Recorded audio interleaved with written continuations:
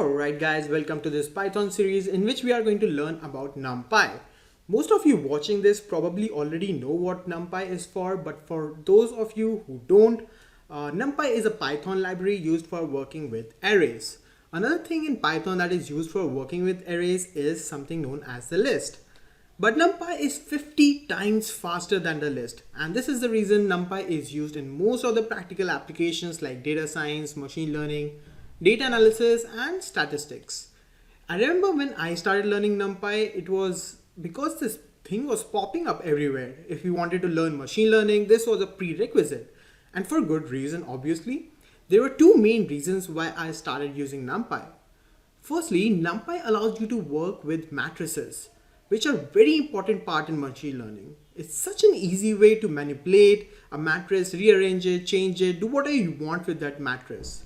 And secondly, it allows you to solve mathematical equations. Imagine you take a picture with your camera and feed the extracted data from the image to NumPy, and then NumPy can solve that equation for you. I just think that's pretty cool. In the next video, we'll start by learning about the basics of NumPy. So I'll see you over there.